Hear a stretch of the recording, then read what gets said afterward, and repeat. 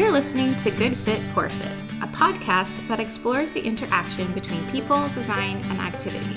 Good Fit, Poor Fit is part of the Universal Design Project, a nonprofit organization with a vision for every community across the USA to have a surplus of homes and opportunities for social participation that are universally and financially accessible. Learn more at universaldesign.org. Hello. Welcome to another episode in our mini-series, UD and Me. Today we're going to learn about another new team member and what really sparked her interest when it came to universal design. Today we're chatting with Sally Kiker, who's a Master's of Occupational Therapy student at Trinity Washington University in Washington, D.C.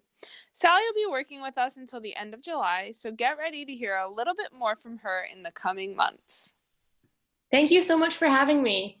I'm so excited to be getting started with the Universal Design Project. We are super excited to have you with us this summer, Sally, and I am glad you are going to be able to contribute to some of our podcast episodes too. So, just so our listeners can get to know you just a little bit more, Sally, what brought you into learning more about universal design and getting excited about UD being a student? Well, Sarah, I'm glad you asked. Actually, this past semester, I took an environment and technology course where I learned about universal design and assistive technology. One of our very first assignments was to listen to an episode of the Good Fit, Poor Fit podcast. But I didn't stop at just one. I spent the rest of my afternoon that day learning about universal design through your podcast episodes.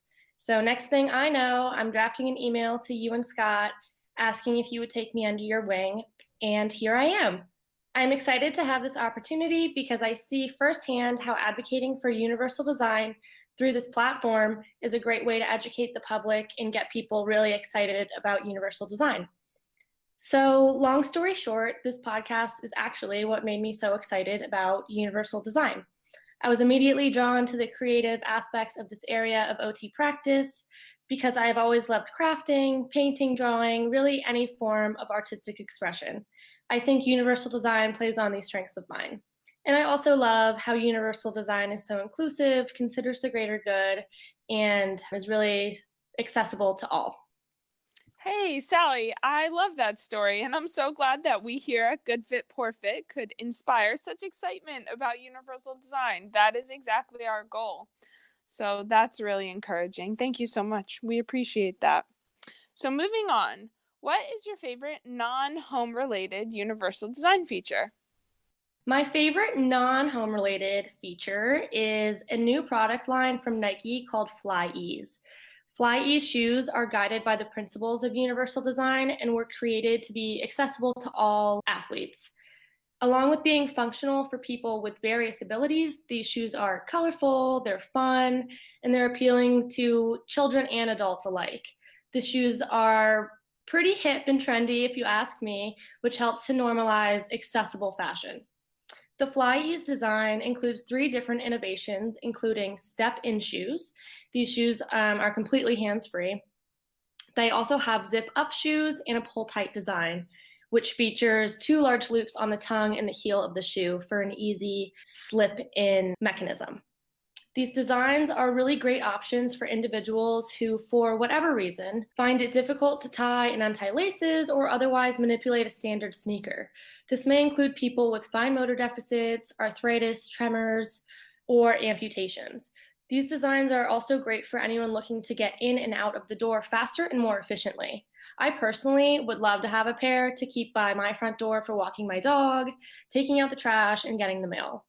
I think the Fly Ease products really embrace the first principle of universal design, which is equitable use. The product is marketable and useful to people with diverse abilities, skills, and preferences.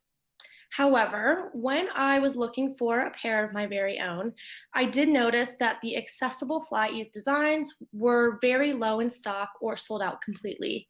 So it seems like this particular product line is less readily available than Nike's other non-universally designed shoes. What a good UD example, Sally. And yes, there are often times I'm running out the door to go grab mail or something quick, and I specifically look for shoes that are easy to slip on, like clogs or sandals, and I don't have to tie. However, I think that the uniqueness of these shoes is what gives the support and structure of active footwear that is easy to put on and keeps the shoe in place easily as well. That's a really interesting point you brought up about not being able to actually obtain them or buy them online because of the low stock or being out of stock, which is kind of sad. But I'd hope that more people can see the advantages of a shoe like this to really help drive consumer interest and encourage Nike to increase their availability. So if you hear this, Nike, keep making these shoes because you're really onto something great. So, Sally, we're going to switch gears a little bit. Can you talk about your favorite home related UD feature? Sure. So, one of my favorite home related features that is universally designed is lighting systems. So, this might seem very simple, but I think lighting plays a very large role in the feel of an environment and also influences how people interact with their surroundings. So, in particular, I love lights with a dimmer and a timer. So lights that are automatically scheduled to turn off and on, I think are great for those who stick to a regular wake and sleep schedule. And automatic lighting is also an effective safety feature, especially for when people are out of town. Lights that are on a time schedule can give off the illusion that people are home, even when they're not. And the dimmer feature is quite simple, but it can allow the user to adjust the light levels to best suit their sensory needs and accommodate for changes in natural light throughout the day. So at night, especially before bedtime, I like to dim the lights to a very low setting to make my space feel relaxing. Whereas in the daytime, I like to have all lights on full brightness to keep me focused and awake. I think those are really great points about lighting that you make. I certainly agree. And even in my work, working with companies to make their office spaces better for people with all different abilities, I've seen how lighting can make a really notable difference in functionality over workspaces and things like that. So if we think about that in terms of the home, whether you're doing dishes over a well-lit sink or maybe working from home at a desk with good task lighting, that can really make all the difference. So Sally, I think it's really keen that you are already onto these types of universal design features. So, thank you so much for coming on and sharing a bit about your story with us and our listeners. Listeners, we appreciate you and look forward to sharing more with you soon. Stay well out there. Thanks for listening to Good Fit, Poor Fit. I'm your host, Sarah Pruitt, Program Director and Occupational Therapist at the Universal Design Project. Learn more about our work at universaldesign.org and find more episodes and links to subscribe at goodfitpoorfit.com. If you have questions or topics you'd like to discuss, email us at podcast@universaldesign.org. Thanks for fitting us into your day.